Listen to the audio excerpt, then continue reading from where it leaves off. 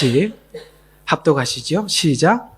그때의 천국은 등불을 들고 신랑을 맞으러 나간 10명의 처녀들과 같으니라. 그들 가운데 5은 현명하고 5은 어리석더라. 어리석은 처녀들은 등을 가졌으나 등과 함께 기름을 가지지 아니하였고, 현명한 처녀들은 등과 함께 기름통에 기름을 가지고 있더라. 신랑이 늦어짐으로 모두 졸려서 잠이 들었는데 한밤중에 소리가 나서 보라, 신랑이 하더라. 그때 그 처녀들이 모두 일어나서 각기 자기 등을 조절하는데, 어리석은 처녀들은 현명한 처녀들에게 말하기를 우리의 등불이 꺼졌으니 너희 기름을 좀 달라고 하더라. 그러나 현명한 처녀들이 대답하여 말하기를 아니라 우리와 너희에게 충분하지 못하니 차라리 장사꾼들에게 가서 너희 쓸 것을 사라고 하더라. 그들이 기름을 사러 간 사이에 신랑이 왔으니 준비하려던 처녀들만 그와 함께 혼인식에 들어갔고 문은 닫혔더라. 그 후에 나머지 처녀들도 와서 말하기를 주여 주여 우리에게 열어주소서라고 하더라. 그러나 그가 대답하여 말하기를 진실로 내가 너희에게 말하노니 내는 너희를 알지 못하노라 하더라. 그러므로 깨어있으라. 너희는 제가 오실 그날과 그 시간을 모르기 때문이라. 아멘. 24장부터 그러면서 분명히 해야 될 것은 24장은 주님의 재림은 분명하다라는 이야기고, 25장은 주님 재림하시면 하나님 앞에 구원받은 자와 구원받지 못한 자들을 하나님이 갈라내신다라는 얘기고, 어떤 사람이 하나님 앞에 구원의 대상이고 누가 구원의 대상이 아닌가라는 의문을 갖게 되는데, 이 비유를 정확하게 풀어내지 못하면 이 이야기는 잘못 해석해버리면 대체적으로 일반적으로 해석된 내용은 이렇게 해석이 되어 있습니다. 기름은 성령이다. 성령 받아야 구원받는다. 그러면 또 어느 쪽으로 가냐면 성령 받으려고 기도하기 시작합니다. 전혀 그 얘기하고 상관없습니다. 이 이야기는 23, 24, 25장이 연결되어 있어요. 그렇게 연결돼 풀어야지 따로 끊어서 풀어버리면 전혀 다른 방향으로 갑니다. 또 하나, 2달란트, 1달란트 비유도 동일하게 5달란트, 2달란트, 1달란트 비유를 배우고 나면 일하러 갑니다. 열심히 일해서 장사해서 남기려고. 누구한테 가서 해야 되나? 양과 염소의 비유를 보면 소자한테 가서 해야 된다. 그래서 열심히 구제하러 다니고 이렇게 일하러 다닙니다. 전혀 그 얘기는 아닙니다. 일단은 아니니까 지우십시오. 성경 강해의 강점이 뭐냐면 하나님은 성경 이야기를 따로따로 끊어서 설명하지 않고 연결해서 설명을 하고 있는데 25장이 24장과 23장하고 연결이 안 되면 다 틀린 이야기입니다.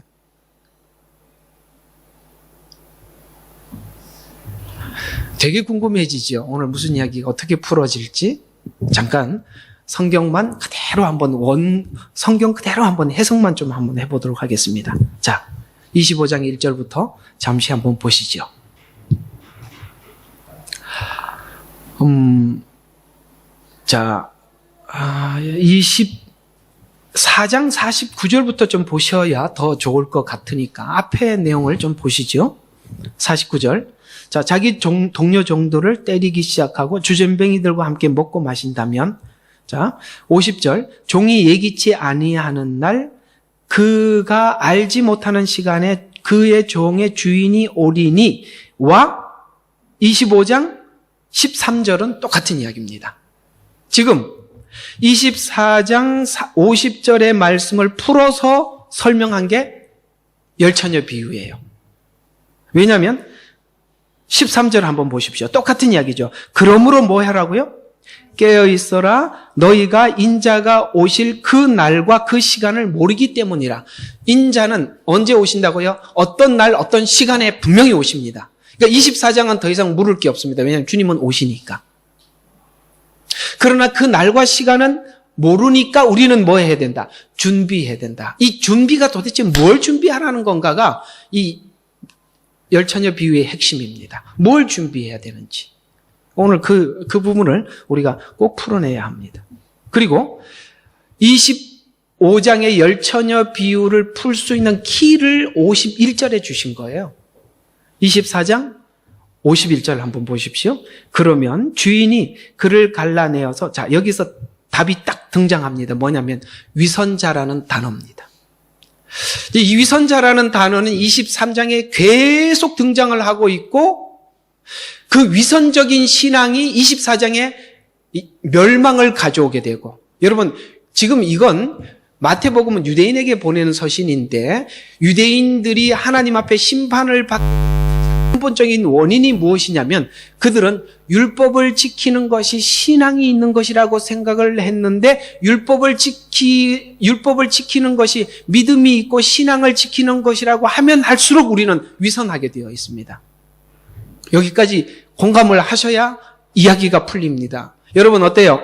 율법을 지키려고 하면 할수록 여러분의 신앙은 분명히 위선하게 되어 있어요. 그거는 절대 할 수 없는 것을 하는 척 해야 되기 때문에 가짜입니다.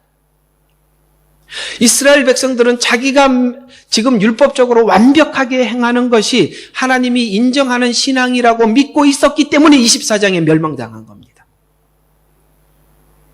마태복음 24장이 예루살렘 성이 멸망할 거라고 주님 말씀하셨죠. 24장 꼭 모르는 사람처럼 예루살렘아 예루살렘아 어디 나오죠? 내게 보낸 자들을 돌로 치는 자야. 왜냐하면 위선자라고 말을 하니까 돌로 쳤죠. 그러나 주님은 어떤 마음을 가지고 계셨죠? 마치 암탉이 자기 병아리를 날개 아래 모으듯이 내가 너희를 자주 내 자녀들을 모으려고 했더냐? 그러나 너희가 뭐 했다고요? 원치 않아. 주님은 그들에게 진정한 복음을 전하고 돌아오기를 많은 선지자들을 보냈고, 암탉이 자기 새끼를 모은 것 같이. 이 말이 무슨 뜻이냐면, 불이 나면, 닭장에 불이 나면 병아리들을 어미닭이 품고 죽습니다. 그리고 불이 지나가고 나면 닭 병아리들은 삐약삐약하고 나오지만 어미닭은 죽어 있습니다. 닭이 새끼를, 병아리를 보호하는 본능을 이야기하는 겁니다. 하나님은 그렇게 우리를 버리기를 원치 않고 선지자들을 계속 보내서 너의 신앙이, 하나님이 원하는 신앙이 이런 게 아니라고 그렇게 알려주기를 원했지만 그들은 돌로 쳤죠. 왜냐하면 위선자라고 말을 하니까. 오늘 이 이야기들을 이스라엘 이야기로 듣지 말고 여러분들 가슴 아프게 들으셔야 합니다. 또 그러나 너희가 원치 않는다. 보라, 너희 집이 황폐하여 버림바 되리라 라는 말이 24장의 예언이에요. 예루살렘이 무너졌죠? 언제 무너졌죠? 이 사건이 AD 70년에 일어난 사건이면서 앞으로 일어날 사건입니다. 실제 일어났던 사건입니다. 그리고 앞으로 일어날 사건입니다. 황폐하여 버림받으리라. 그래서 AD 70년에 이스라엘이 예루살렘에서, 그러니까 이스라엘의 나라가 없어지고 유대민족이 흩어져서 살다가 1948년에 다시 회복되지 않습니까? 실제 있었대요. 황폐하여 버림받아야 돼. 왜? 거꾸로 다시 23장 올라가서. 왜 그랬죠? 그들을 보고 뭐라고 이야기했냐면 위선자라고 말씀하셨는데 위선자에 관한 이야기가 23장에 계속 설명되고 있습니다. 어떻게, 자, 위선자라는 말이 굉장히 많이 등장을 하는데 13절. 그러나 위선자인 서기관과 바리새인들아. 15절. 위선자인 서기관과 바리새인들아. 여러분, 단순히 서기관과 바리새인만 두고 하는 게 아니라 서기관과 바리새인에게 배운, 자, 그러면 서기관은 뭐 하는 사람이냐면 이스라엘 백성들에게 저처럼 설교를 하는 사람이에요. 여러분, 청중들은 설교자의 영향을 받을 수밖에 없지요. 바리새인은 누굴까요? 하나님의 말씀대로 살기 원하는, 하나님 말씀대로 살아가는 사람들이에요. 그러니까 이스라엘 백성들은 두 사람에게 영향을 받죠. 하나는 설교자인 서기관에게 영향을 받고 그 말씀대로 사는 게 무엇인가 모델로 보고 있는 사람이 바리새인이죠. 그러면 오늘날 교회로 보시면 서기관은 누굴까요? 당연히 말씀을 전하는 목회자입니다. 바리새인은 누굴까요? 교회 장로입니다. 교회 먼저 된 선배들입니다. 나중에 온 사람들은 누구 영향을 받을 수가 있어요? 설교자의 영향과 오랫동안 신앙생활을 하는 사람은 저렇게 하는 거구나 하고 이렇게 받게 되는 거예요. 그러니까 지금 서기관과 바리새인에게만 이야기를 하는 게 아니라 그 영향을 받은 모든 이스라엘을 두고 하는 이야기예요. 그러니까 바리새인, 서기관 이렇게만 생각하지 말라는 거예요. 또 보십시오. 17절. 자, 너희 어리석고라는 이 단어 잘 기억해 주십시오. 왜냐하면 지금 열처녀 비유에는 5은 지혜롭고 5은 뭐하다고요? 어리다고 했습니다. 그 어리석임이 여기 등장하고 있습니다. 누가 어리석은 거예요? 바리새인들과 서기관, 위선자들이죠. 여러분, 신앙이 위선이 자꾸 쌓여서 완전히 고착화되면 눈이 멀어집니다. 진짜 복음을 듣고도 분별을 못하고 그것을 사람들에게 인정을 받고 존경받기 위해서 신앙생활을 해왔기 때문에 사람에게 존경받는 것을 놓을 수가 없어요. 칭찬이 얼마나 위험한지 몰라요. 우리는 뭔가 사람들에게 뭔가를 한 것을 인정받으려고 하는 마음이 우리로 하여금 서기관과 바리새인과 같은 신앙관으로 몰고 간다는 사실을 기억하십시오. 열처녀 비유는 우리는 처녀라고 이야기를 하고 예수님은 신랑이라고 이야기합니다. 지금 주님은 우리를 구원하시기로 약속하시고 약속을 하시고 가시죠. 그럼 우리는 지금 어떤 상태냐면 잘 들어요. 정혼한 상태예요. 결혼한 상태가 아니에요. 약속은 되어 있습니다. 정혼되었다는 것, 내가 정혼된 상태라는 걸 아는 신부는 오늘 뭘 해야 될까요? 신부로 단장해야 될 거 아닙니까? 단장하는 일을 네가 하고 있느냐 안 하고 있느냐가 지금 오늘 이 얘기의 핵심이에요. 어리석은 자가 누구라고요? 위선자예요. 자, 이걸 딱 머릿속에 기억을 하시고 이 열처녀 비유를 풀어야 합니다. 왜냐하면 위선자가 여기서 등장하고 있잖아요. 어리석고 눈먼 자들아. 그 다음에 19절도 또 그렇게 나오죠. 너희 어리석고 눈먼 자들아. 어느 재물이 더 크냐? 재물이냐? 거룩하게 하는 재단이야. 쭉 넘어가서 32절, 23절 위선자, 25절 위선자, 27절, 29절 계속 지금 위선자가 뭔지를 쭉 설명을 하다가 이들의 신앙이 위선적인 신앙이었기 때문에 느닷없이 임한 24장의 예루살렘 멸망을 당했다. 는 것을 이걸 전체를 포함해서 열처녀 비유로 쭉 들어가 보면 그들은 지금 이스라엘의 바리새인들과 서기관들은 자기가 신앙을 외식하고 있었는데 외식하는 줄 모르고 있다가 하나님 앞에 심판을 당한 거 아니에요. 미련한 5 처녀도 똑같다는 거예요. 주님이 오실 때까지 신앙의 형식은 있는데, 등이 있다는 얘기는 신앙의 형식은 있는데 그러니까 등을 밝히려면 뭐가 있어야 되냐면 기름이 있어야 돼요. 여러분 있잖아요. 신앙의 형식된 이 모든 지금 이 형식들, 여러분들 예배 나오셨죠? 예배 나온 것은 하나의 형식이에요. 기도하지요. 기도도 형식이에요. 구제하지요. 모든 신앙의 행위는 형식이에요. 그러나 내용이 뭐냐 이거예요. 내용이 위선이냐 하나님이 주신 공급받은 기름이냐 이렇게 묻고 있는 겁니다. 사람한테 그렇게 보이고 싶어하는 마음은 여러분 자신을 병들게 할 뿐만 아니라 끝에 한번 25장 여기를 한번 봐요. 25장 13절 한번 보십시오. 12절 한번 보십시오. 그러나 그가 대답하여 말하기를 진실로 내가 너희에게 말하노니 나는 너희를 뭐 한다고요? 알지 못한다고 했어요. 여러분 그 뒤에 이제 달란트 비유는 바깥 어두운 데 나가서 슬피 울며 이를 갈고 있을 것이다. 30절에 이렇게 말을 했는데 열처녀 비유는 그런 식으로 표현하지 않고 알지 못한다고 했습니다. 왜냐하면 신랑과 신부는 관계거든요.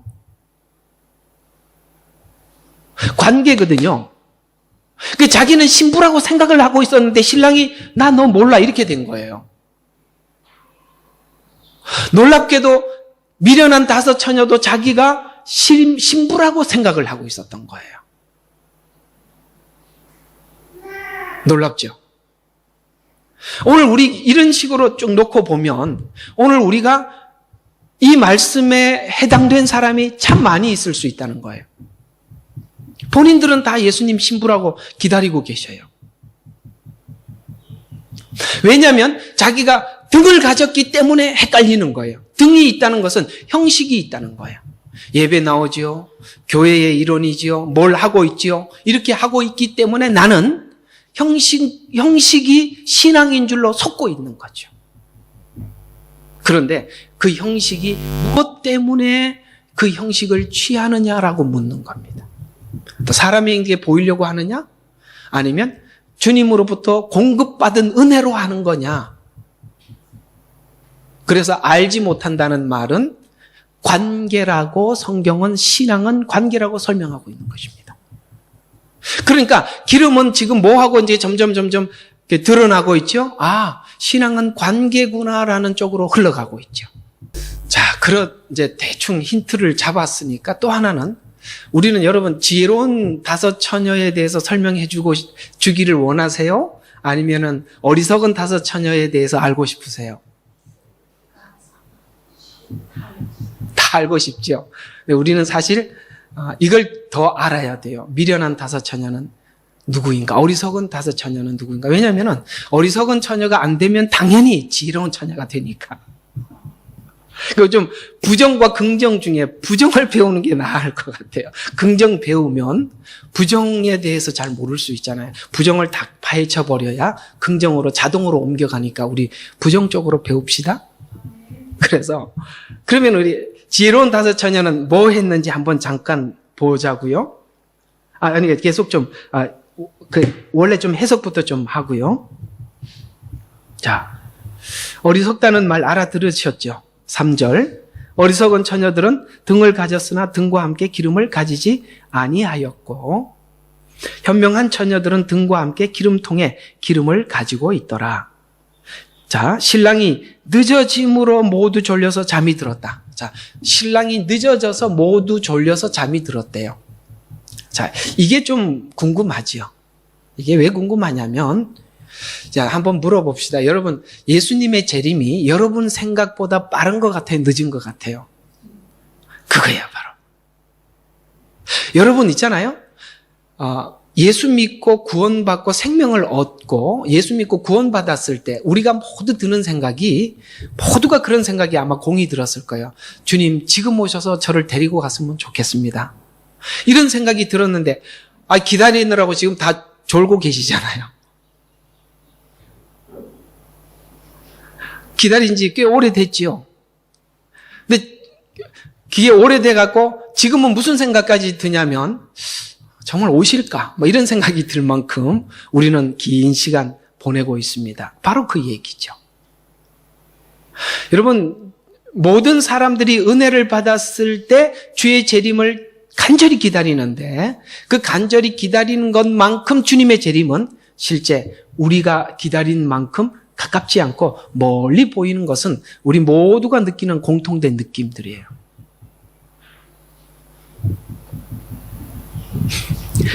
자, 한밤중에 주님이 오시는 그날은 무슨 시간?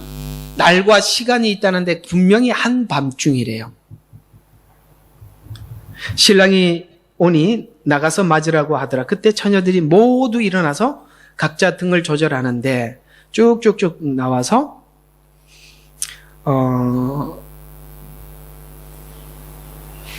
10절 그들이 기름을 사러 간 사이에 신랑이 왔으니 준비되었던 처녀들만 그와 함께 혼인식에 들어가고 문은 닫혔더라. 그 후에 처녀들도 와서 말하기를 주여 주여 우리에게 열어주소서라고 하니 이제 나는 너희를 알지 못한다.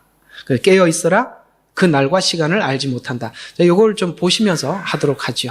지금 이제 23장, 24장, 25장의 관계에 대해서 내가 조금 전에 말씀을 드렸고 그 다음 절 보면 자, 열처녀 비유의 내용의 핵심이 뭐냐면 이 13절 말씀인데요. 그러므로 깨어있으라 너희가 인자가 오실 그 날과 시간을 알지 못하기 때문이라는 말에서 깨어있으라는 말이 핵심인데, 자, 비유의 목적이 아닌 것이 뭐냐면 자는 자와 일어나 있는 자로 설명하지 않다. 자, 보십시오. 깨어있으라라는 말을 하려면 이렇게 설명이 되어야 해요. 다섯은 자고 있었다, 다섯은 일어나고 있었다, 그러므로 깨어있으라, 이렇게 해야 말이 되잖아요. 깨어있으라는 말을 하려면 자고 있었다, 일어나 있었다, 그러므로 깨어있으라, 이렇게 돼야 되잖아요. 머리를 빨리빨리 돌리십시오. 그런데 깨어있으라라는 말을 하려면은 자는 사람, 일어난 사람 이렇게 표현해야 되는데 그렇게 표현하지 않고 다 자고 있었는데 그 중에 깨어있으라 이렇게 설명을 하고 있단 말이죠. 그래서 오늘 이 이야기의 핵심은 자는 자와 일어난 자를 중심으로 하고 있지는 않다는 거예요. 또 하나, 재림의 시간을 알리려는 목적도 아니라는 거예요. 왜냐하면 아무 날 아무 때 이렇게 설명을 하고 있기 때문에 여기서 주님이 재림하는 그 날을 찾으려고 하면 안 된다 이 말이에요. 알지 못한다고 이야기를 하기 때문에 이 비유를 통해서 언제지 그 날과 이런 식으로 찾아 들어 날과 시간을 설명하려고 하는 것도 아니다. 그러면 이 비유의 목적이 뭐냐? 비유가 아닌 걸 설명했으니까 목적이 뭐냐면 예루살렘에 급작스러운 심판이 임한 것처럼 재림은 예기치 않는 시간에 일어날 것이기 때문에 깨어있으라라는 것이 오늘 말의 핵심인데 깨어있다라는 말이 보통 성경에서 말하고 있는 깨어있다는 말을 전체적으로 성경적으로 풀어보면 이런 이야기입니다. 생각하고 있다, 분별하고 있다, 준비를 하고 있다, 지식을 가지고 있다라는 뜻으로 성경은 이야기를 하고 있어요.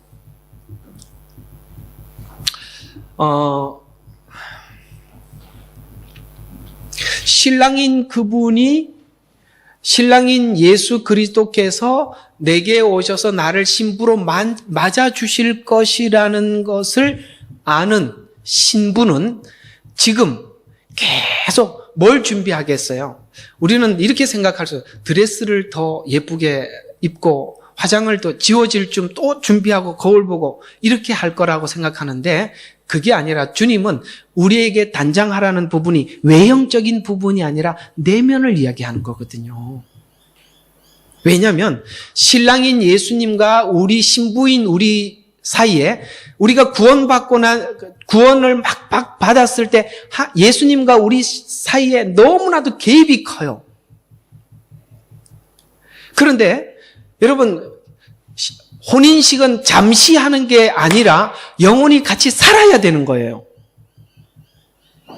우리는 혼인식 그 자체만 생각을 해요. 혼인하고 사는 건 내 마음대로 사는 게 아니라 신랑과 신부는 한번 결혼을 하면 영원히 살아야 돼요. 그러면 신랑이 신부에게 요구하는 것이 드레스겠어요? 화장이겠어요?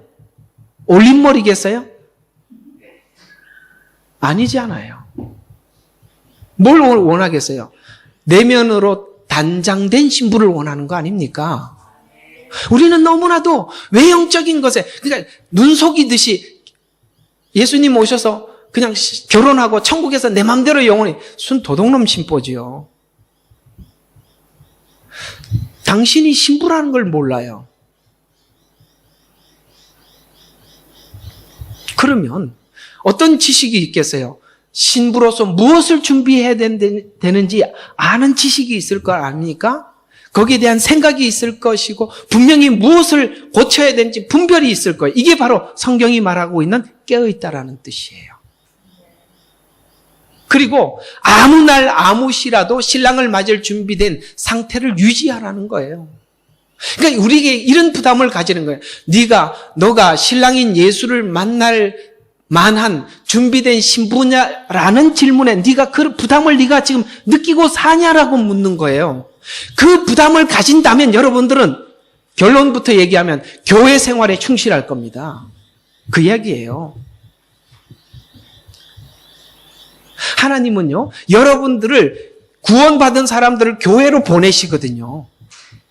교회 안에서 무슨 일을 하고 계시는지 아십니까? 저는 왜 이런 비유들이 제대로 안 풀어지느냐면 저는 제 나름대로 이렇게 생각을 합니다. 여러분들도 함께 공감하시겠지만 지금 현대판 성도들은 교회에 대한 생각이 굉장히 부정적이에요. 자기가 교회를 다니고 있으면서도 교회에 대해서 좋은 생각을 하는 사람이 많지 않아요. 그러니까 하나님 때문에 억지로 교회 다니는 것 같아요. 왜냐하면 교회에서 상처들이 많아요.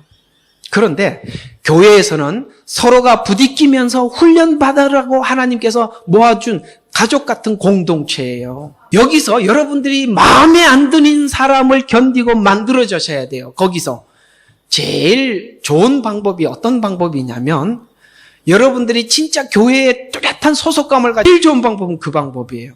근데 저는 그렇게 못된 사람이 안 되니까 여러분들끼리 부딪히면서 만들어져야 되는데 그걸 안 해요, 여러분들은. 너무 피해 가신단 말이죠. 살살 도망만 가려고 그리고 그런단 말이에요. 이거 마태복음 24장 갑자기 외출한 사건을 좀 말씀을 드려볼게요. 월요일 날 어디 기도회가 있어서 가서 저녁에 기도를 하러 갔는데 기도를 하는데 하나님이 계속 마태복음 25장에 있는 내용을 계속 풀어주셔갖고 그거 적느라고 기도 시간에 계속 적었어요. 그래서 이 마태복음 25장 이야기가 이런 내용이구나 하고 하나님 좀 평상시에 알던 것 위에서 많이 더해 주셨는데 나중에 이제 25장 가면 설교해야지 이렇게 생각을 했는데 주님은 25장을 설교하라는 마음을 주셔서 제가 이렇게 25장으로 잠시 외출을 했어요. 왜냐하면 저희 교회가 지금 이 이야기가 너무 필요한 메시지인 것 같아요. 여러분 교회에 주일날 한번 예배 드리는 이런 것으로 내가 교회에 몸을 담고 있다고 절대 생각하지 마십시오. 이거는 아닙니다. 여러분들은 성도들과 관계를 가져야 되고 여러분이 싫어하는 사람을 내가 좋아할 때까지 여러분 자신이 변화되셔야 합니다. 주님이 아무 날 아무 시에 오셔도 내가 맞이할 수 있는 그런 준비된 사람은 내가 하나님을 사랑하고 이웃을 내 몸과 같이 사랑하는 이런 관계가 돼 있는 사람들은 주님이 오시는 그날이 아무 부담이 없어요. 아무 부담이 없어요. 여러분, 예수님이 신랑이라고 우리 모두 다 신부라고 거 올라가서 하나님을 아버지로 모시고 천국에서 영원히 살 건데 거기 가서 싫은 사람 어떻게 보고 사시겠어요? 싫은 사람은 어디 가도 있기 마련입니다. 그러나 내가 내 마음에 싫은 사람을 없애야 싫은 사람이 없어지는 거예요. 넘어가셔야죠. 근데 딱 그것만 시작하면 사람들이 다 도망가요. 거의 다 도망가요. 안 해요. 그건 안 하려고 그래요. 그러면 그게 안 돼 있는 상태에서 하나님을 사랑하고 내 이웃을 내 몸과 같이 사랑하는 마음에서 나오지 않는 형식들은 전부 다 자기를 위한 거죠. 오늘 정확히 미련한 다섯 처녀입니다.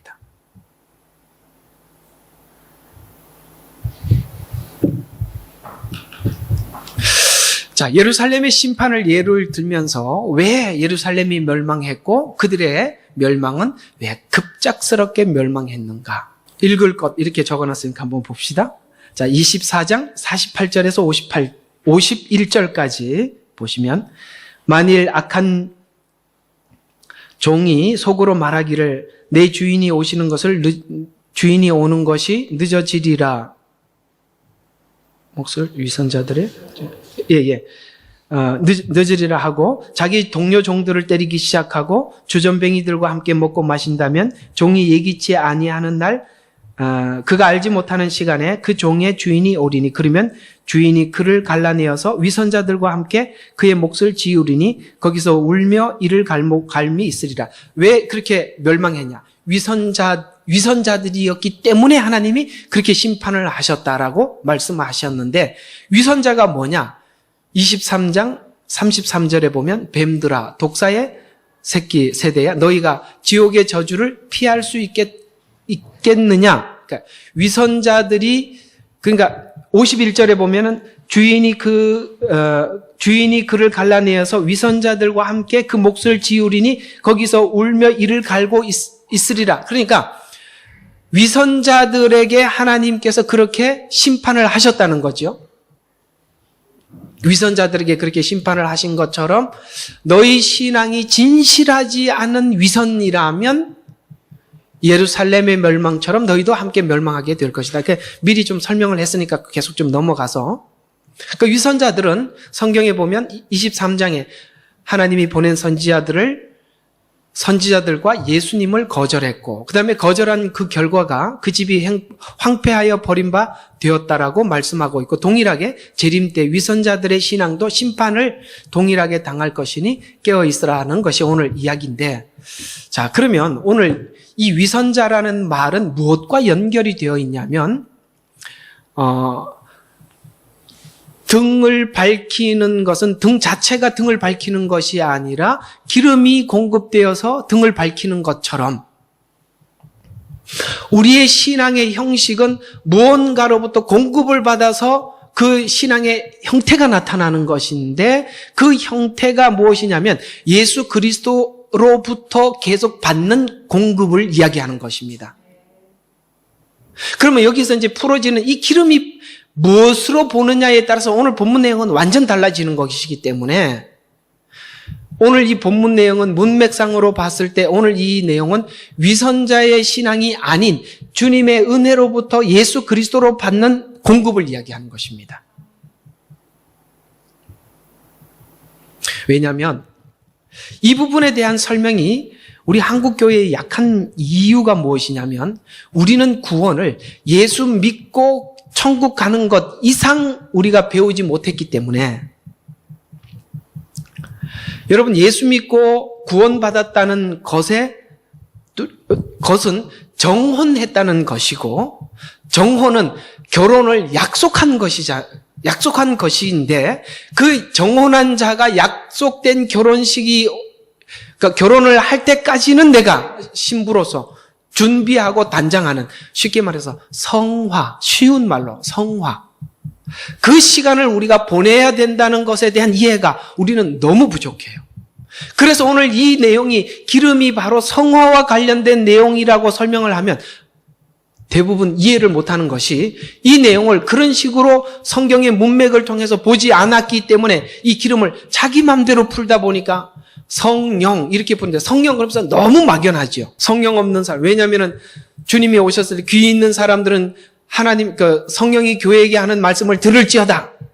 주님께서는 나팔 소리는 귀 있는 사람이 들린다. 누가 귀가 있냐? 성령이 있는 사람이다. 맞습니다. 그런데 그게 너무 크고 내용이 막연하잖아요. 그건 맞는 이야기예요. 그러나 그게 왜 성령인지 설명하는 데는 긴 이야기가 필요한 거잖아요. 성령이 하는 일이 뭐죠? 우리의 구원의 보증이 되시고 하나님의 깊은 것을 통찰하시죠. 우리가 하나님 앞에 빌 바를 알지 못해. 우리는 하나님 앞에 뭘 기도해야 될지 몰라요. 성령이 하는 일들을 제가 설명하는 거예요. 우리가 뭘 기도해야 되는지 알지 못할 때 성령이 우리 속에서 탄식하여 하나님께 기도하죠. 어떤 기도를 하냐면, 성령은 하나님의 깊은 것을 통찰하신다고. 하나님이 요구하는 게 뭔 줄 성령은 아시고 기도해 주신다는 거예요. 그러면 하나님이 우리에게 요구하고 원하는 게 뭐겠어요? 신부를 신부답게 만드는 거예요. 근데 우리는 다른 걸 자꾸 생각하는 거예요. 하나님의 목적은, 우리를 구원한 우리들의 목적은 신부를 신부답게 만들어가는 과정이 교회 안에서 일어나는 거예요. 왜냐하면 하나님은 그 교회를, 그래서 쉽게 이렇게 표현하죠. 교회를 머리라고 표현하시고 우리는 그 지체라고 말씀하시면서, 우리는 각자가 나름대로의 지체의 어떤 부분에 붙어 있잖아요. 그러나 이 붙어있는 모든 것들은 누구의 지시를 받냐면 머리의 지시를 받아요. 이게 지금 우리의 삶 가운데 계속 일어나는 것이 바로 그리스도 안에 있다는 증거예요. 그렇다면 우리는 지혜로운 다섯 처녀는 뭘 감지했냐면, 주님은 나를 구원하셔서 그 교회 안에다가 넣어주셨고 교회 지체들과 묶어주셨다. 그래서 교회 지체들 사이에서 내가 싫어하는 지체도 있을 것이고 내가 좋아하는 지체도 있을 텐데, 내가 싫어하는 지체들을 내가 대할 때 주님 저 지체를 내가 어떻게 대할까요? 라고 주님께 묻고 행동하고 묻고 행동하는 이 공급함이 계속 일어나야 당연히 여러분들이 변화되고 신부로 단장되는 시간들이 이렇게 사람과 사람 사이에서 마찰을 통해서 하나님이 일하고 계시는데 우리는 싫어, 저 사람 싫어 이렇게 딱 끊어버리니까 이게 바로 미련한 다섯처녀라는 거예요. 그래서 여러분 교회 안에 있는 지체들과 씨름을 멈추지 마시고 하셔야죠. 싫은 사람 계속 보러 오셔야 됩니다. 제일 훈련이 빨리 되는 게 뭐라고요? 목사가 못된 거예요. 그러면요 성도들은 저절로 훈련이 돼요. 아닌 것 같지요? 그렇게 됩니다. 제가 보니까 못된 교회 목사님 밑에 있는 분들은 성도들이 훈련이 너무 스스로 잘 되더라고요. 그래서 저는 그럴 마음이 별로 없습니다. 할 줄도 모르고. 그러나 여러분 지체들 사이에 그런 일들이 있을 수 있지만 그거 그냥 방관하면 안 돼요. 그러면은 사람들이 그렇게 하나님 훈련시키라고 하나님 교회에 붙여주셨는데 그게 훈련이 싫으니까 어떻게 해요? 비난하다가 다른 교회에 옮겨버리죠. 그래서 하나도 발전된 게 없어요. 교회에 옮긴 것밖에. 이거 제 감정은 아무것도 없습니다. 실제 우리가 이런 교회가 하는 역할이 뭔 줄 모르니까 교회 안에서 성도들이 뭘 해야 될 줄 몰라요. 그리고 교회 안 다닐 수는 없고 꼴 보기 싫더라도 예배는 1시간 하고 가야지. 앉아있다가 또 은혜도 안 되니까 졸다 가고 하나님 갔다 왔습니다. 이런 식으로 수많은 시간 보내봐야 여러분에게는 아무 단장도 되지 못하는데 여러분 그 씨름 속에 하나님과의 깊이 계속 관계를 하시고 그 관계 속에서 우리가 깊어져 가는 그럴 때 그 깊어져 감이 여러분의 신앙이 깊이고 그 주님과의 계속 관계를 깊이 갖게 되는 그 자체가 우리가 예수 안에 있다라고 성경은 표현하는 거예요. 왜냐하면 오늘 끝에 이야기가 내가 너를 알지 못한다라고 해요. 한 번도 주님과의 관계를 맺어본 적이 없어요. 알지 못한다고. 그래서 오늘 25장 이야기는 사실 우리에게 굉장히 뼈아픈 이야기들이고 듣고 싶지 않은 이야기 같지만 사실이고 그러나 이건 분명히 알아둬야 될 내용이 아니겠습니까?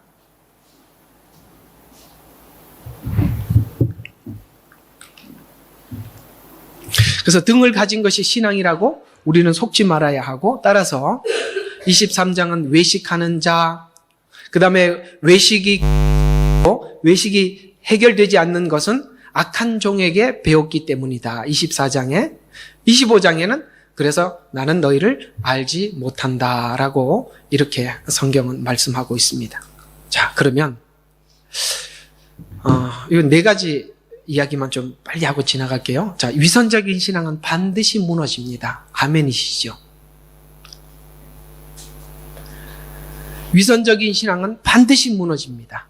그리고 그 위선적인 신앙은 하나님이 인정하지 않습니다. 마태복음 7장 24절과 29절에 보면 집과 모래 위에 지은 집, 반석 위에 지은 집 비유가 나오는데 비가 내리고 홍수가 나며 바람이 불어 그 집이 들이치면 무너지되 그 무너짐이 극심하리라. 여러분의 신앙의 형태는 무엇 위에 지어져 있습니까? 또 신앙은 위선하지 않고 예수님으로부터 계속 공급을 받는 것이라고 말씀하고 있습니다. 자, 위선하지 않는 것의 반대는 하나님으로부터 계속 공급을 받는 것인데 이게 정확히 등과 기름의 비유와 요한복음 15장의 포도나무와 가지 비유가 같은 이야기예요. 정확히 같은 이야기예요. 왜 같은지 한번 봅시다. 자, 가지가 포도나무에 붙어 있지 않으면 스스로 열매를 맺을 수 없듯이 너희도 내 안에 거하지 아니하면 역시 그렇게 되리라. 너희가 나를 떠나서는 아무것도 할 수 없기 때문이라. 자, 한번 요것만 좀 설명해 볼게요. 여러분은 이렇게 설명하고 있습니다. 예수님을 포도나무라고 한다면 여러분과 저는 그에 붙어 있는 가지지요. 자, 그러면 그 가지는 포도나무입니까? 아닙니까? 포도나무에 붙어 있으니까 그 가지는 포도나무지요. 그러나 떨어져 있을 때도 우리가 이렇게 생각해. 나는 원래 포도나무에 붙어 있었기 때문에 떨어져 있어도 나는 포도나무야. 아니지요. 그러니까 성경은 우리의 성도들에 대해서 이렇게 설명을 한 거예요. 너는 예수 안에 있어서 그러니까 우리는 예수 안에 있기 때문에 예수님이 곧 나요. 나는 예수님이다. 그러나, 잘 들어요? 나는 독립된 존재로서 나고 예수 안에 있어서 예수와 함께하는 예수와 함께하는 작은 예수 뭐 이렇게 표현하나? 가지이면서도 포도나무다 이 말이에요. 가지이면서도 포도나무다. 그게 6절에 이렇게 표현하고 있는 표현인데요. 자, 내 안에 거하지 아니하는 사람은 가지처럼 버려져 말라. 자, 이 가지는 어디 있던 가지? 포도나무에 붙어 있던 가지예요. 그것들을 거두어 불 속에 던질 것이요. 그것들은 타버릴 것이라.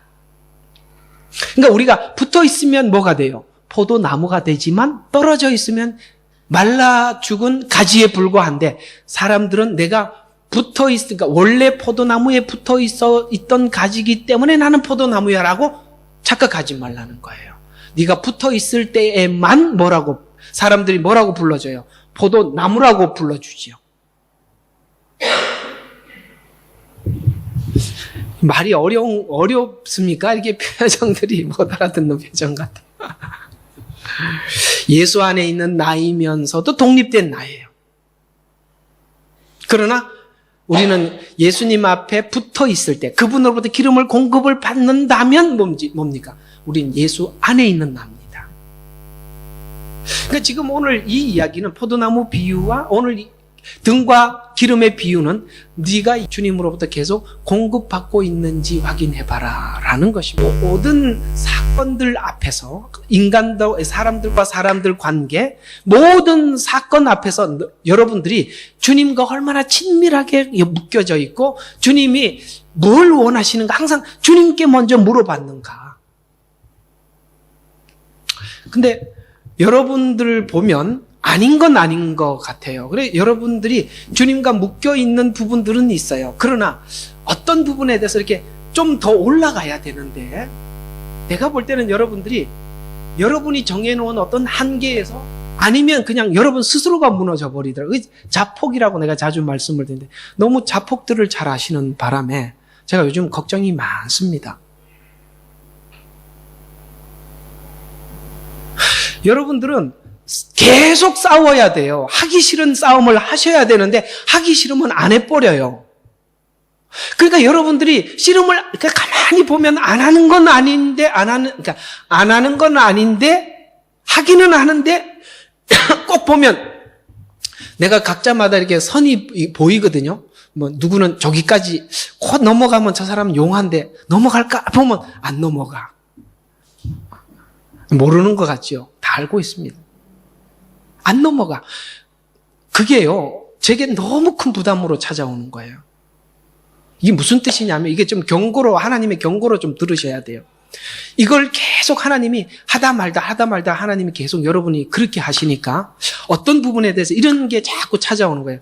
하나님이 이제는 더는 안 넘어가시겠다라는 이게 자꾸 가까이 오는 거예요.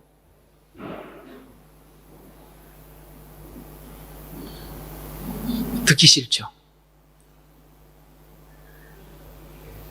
여러분들도 그런 게 있어요. 매를 벌고 다녀라. 그러니까 매를 벌고 다닌다는 말 아세요? 이게 차곡차곡 쌓인다는 거죠. 왜냐하면 주님은 참으시죠. 그러나 오래 참으시지 하나님은 참으심의 어떤 무한은 아닙니다. 그러니까 알면서도 계속 그렇게 하시면 그건 뭔가를 어떻게 행동하실까라는 생각이 들지요. 여러분 있잖아요. 여러분이 하기 보면 어떤 사람들마다 그게 그어놓은 선들이 있어요. 근데 정확히 그게 오면 이렇게 된 거죠. 여기까지 고기가 치고 올라왔다 여기 딱 걸리면 분명히 밑으로 또 내려가. 이게 있어. 사람마다 이게 다 있어요. 근데 그걸 안 넘으시려고 하더라고요. 어떻게 하실래요? 주님께 기름을 공급받아 보시지요. 답이 있을 텐데 왜 그걸 안 하실까? 이번 주에는 제가 하도 답답해서 한국에 있는 어떤 권사님께 제가 전화를 걸어서 물어봤어요. 왜 이렇게 안 바뀌어 성도들이? 50대가 넘으니까 안 바뀌더라. 그분도 50이 넘었거든요. 그랬더니 그분이 하는 말이 그런 이야기를 합니다. 안 바뀌지 그러는 거예요. 그래서 그래서 깜짝 놀랐어요. 왜? 그랬더니 아유 알 거 다 알잖아. 그러더라고. 그래서 오후 예배는 너는 참석하냐? 그랬더니 나야 참석하지요. 그러더라고. 그래서 왜 참석하는데? 너가 알 거 다 안다며. 그래서 목사님을 응원하려고 참석한대. 그래서 그럼 은혜는 안 되고? 그랬더니 무슨 얘기할지 뻔하지 뭐. 그래서 내가 그때 무슨 생각이 번쩍 드냐면 오후의 시간에 내가 무슨 얘기할지 뻔해서 가나? 이런 생각이 갑자기 드는 거예요. 그래서 집에 들어가서 많이 생각해서 내가 똑같은 이야기 계속했나? 요즘 그런 고민에 빠져 있습니다. 아니요. 제가 오전에는 여러분 모두가 편하게 들을 수 있는 메시지를 전하지만 오후 예배나 수요일 예배 때는 진짜 여러분의 생활에게 필요한 메시지들을 전하는데 혹 여러분들이 돌아가셔도 그래도 파일을 기대감을 가지고 하기는 하는데 정말 그거 가지고 싸우시고 씨름하시고 실제로 하나님으로부터 공급을 받고 있다면 너는 살아있다는 증거다. 로마서 8장 9절과 11절에 하나님의 영이 너희 안에 거하시면 너희가 육신에 있지 아니하고 성령 안에 있나니 이제 누구든지 그리스도의 영이 없으면 그의 사람이 아니라 만일 그리스도께서 너희 안에 계시면 몸은 죄로 인하여 죽은 것이나 성령은 의로 인한 생명이라. 예수를 죽은 자 가운데서 살리신 분의 영이 너희 안에 거하시면 그리스도를 죽은 자들로부터 살리신 분이 너희 안에 거하시리니 그분의 영으로 인하여 너희 죽을 몸도 살리시리라. 너희가 육신을 따라 살면 죽을 것이나 성령을 통하여 몸의 행실을 죽이면 살리라. 여러분 죽는 게 뭐라고요? 몸의 행실을 죽이는 게 죽는 거래요.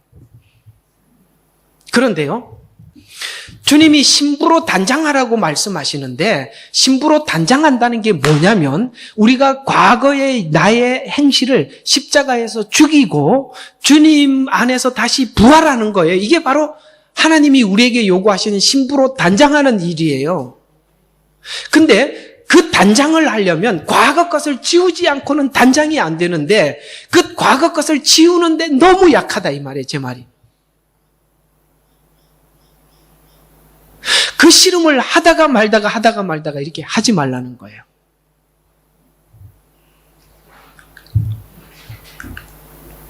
마지막 네 번째로 예수께서 우리 안에 있다면 형제와 유기적 관계를 가지고 교회 안에 들어와 있어야 돼요. 고린도전서 12장 12절에 몸은 하나인데 많은 지체가 있고 한 몸의 지체는 많아도 모두 한 몸인 것처럼 그리스도께서도 그러하시니라. 유대인이나 이방인이나 종이나 자유인이나 한 성령 안에서 우리 모두가 한 몸 안으로 침례를 받았으니 또 모두가 한 성령 안으로 마시게 되었느니라. 이게 교회라는 뜻이에요. 이게 교회라.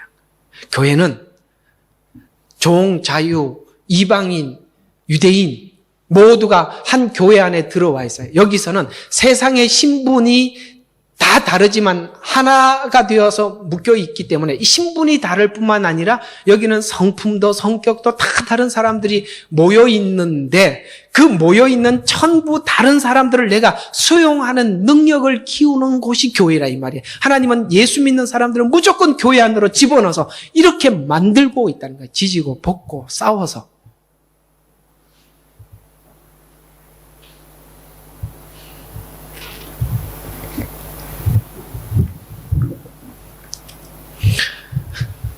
저도 마찬가지고 여러분들도 마찬가지고. 그러니까 저도 제 자신이 극복해야 될 한계들이 많이 있는데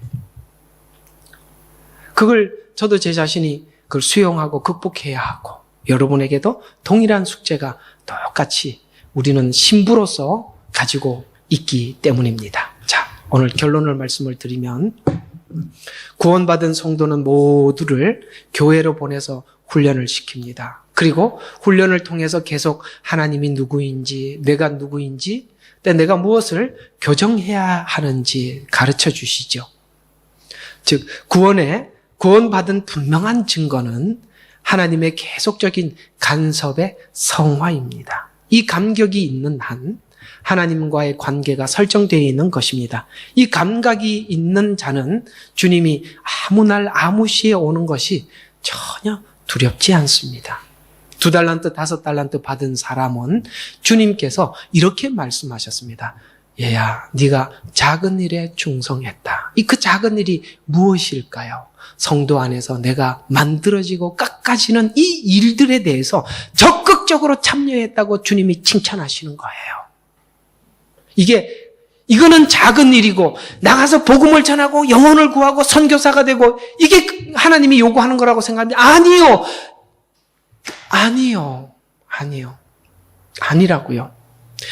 이게 준비되면 당연히 그 일은 하지 말라도 하게 되어 있는 당연한 열매예요. 그게 일이가 아니에요. 나는 교회 꼴 보기 싫어. 난 나가서 선교할래. 교회 꼴 보기 싫어. 나 혼자 믿을래. 이러지 않는다 이 말이에요. 어떤 분들은 나는 예수 믿고 천국 가는 게 확실해. 구원의 확신이 있어. 그 교회를 꼭 다녀야 되나? 집에서 홀로 예배 드리자. 웃기고 있네. 어디 성경에 그렇게 이야기했습니까? 안 그렇다는 증거 한번 보여드릴까? 여기 나오잖아. 이게 그 얘기예요. 절대 그렇지 않습니다. 십자가로 불러낸 모든 자에게 하나님의 목적이 에베소서 4장 13절과 16절에 보면 우리 모두가 믿음의 하나됨과 우리가 같다 이 말이에요. 하나님의 아들을 아는 지식의 하나됨에 도달하게 하고 하나님의 목적이 있단 말이에요. 거기까지 도달하게 할 거란 말이에요. 그 다음에 온전한 사람이 되어, 이게 하나님의 목적이란 말이에요. 그리스도의 충만하심의 장성한 분량에 이르려 하심이라. 이게 하나님이 여러분들을 향한 계획이요 꿈이에요. 그로부터 온 몸이 각 부분의 분량의 안에서 효과적으로 역사를 따라 각 마디를 통하여 공급을 받아 알맞게 결합되고 체격이 형성되어 몸을 성장시키며 사랑 안에서 몸 지체를 세워가는 일. 이게 우리는 서로 이렇게 붙어 있다니까요. 떨어져 있지 않다니까요. 나 홀로 신앙을 갖는 건 아니란 말이에요. 우리는 같이 연합되어 있다고요. 연합되어 있는데 누구를 머리로? 예수님을 머리로 만드는 훈련을 하시는 거예요. 왜냐하면 우리는 옛날에 누가 머리였어요? 내가 머리였잖아요. 원래 교회 오기 전에는 전부 다 자기가 주인이었던 사람들이에요. 여기 와서 하나님은 하나님을 머리로 하는 것이 무엇인지를 하나님이 가르쳐 주시는 거죠. 모든 일에 자기가 과거에 결정했지만 이제는 주님 안에서 결정하는 법을 배우는 거예요. 이걸 안 하고 도망을 가요? 그럴 수 없죠. 그러면 하나님이 요구하는 그 일을 하지 못해. 이 사람들이 도망가는 사람을 오늘 누구라고 얘기하냐면 미련한 5처녀라고 얘기하는 거예요. 오늘 이 기름이라는 내용이 이렇게 푸니까 너무 느닷없어 보일 수도 있습니다. 그러나 마태복음 25장은 23, 24, 25장을 쭉 연결시켜 보면 정확히 이 답이 등장합니다. 다음 주에 등장하고 있는 달란트 비유도 정확히 그 내용입니다. 1달란트 받은 사람이 주인을 어떻게 생각했어요? 당신은 굳은 사람이라 심지 않은 데 거두고 뿌리지 않는 데서 하나님께서 거두는 줄로 믿습니다. 이게 무슨 이야기냐면 심어서 거두는 거는 자연의 법칙이죠. 그러니까 1달란트 받은 사람이 보는 하나님은 어떤 분이에요? 자연의 법칙을 무시하고 초자연적으로만 일하시는 하나님이라고 이렇게 믿고 있는 거예요. 이게 무슨 뜻이냐면 구원은 하나님의 은혜로 우리에게 모두에게 믿는 자에게 주는 은혜이지만 우리가 변화되는 성화는 자연의 법칙을 하나님이 대입시키고 자연의 법칙으로 우리를 성숙시킨다는 거예요. 1달란트 받은 사람은 하나님 우리를 십자가에서 은혜로 구원하신 것처럼 저의 변화도 은혜로 갑자기 변화시켜줘요. 자기는 아무것도 안 하고.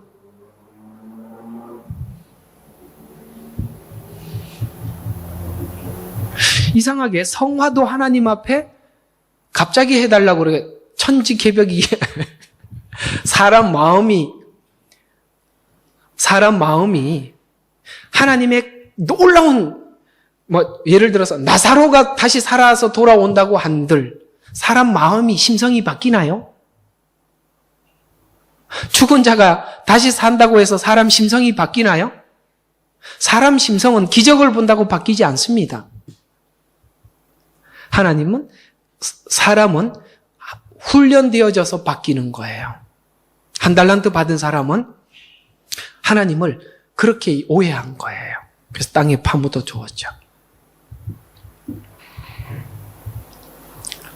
다음 주 이야기는 그때 하도록 하고, 오늘 이야기들을 정리하면 여러분 교회 생활에 충실하시고, 여러분 지체를 꼴보기 싫은 사람, 좋은 사람 이렇게 나누지 마시고, 여러분 자신이 좋은 사람이 되셔서 다 품는, 주님이 세상의 모든 사람들을 다 품어낸 것처럼 여러분들도 그 훈련을 하시기 바랍니다. 그리고 발 걷어붙이고 적극적으로 하시기를 바랍니다.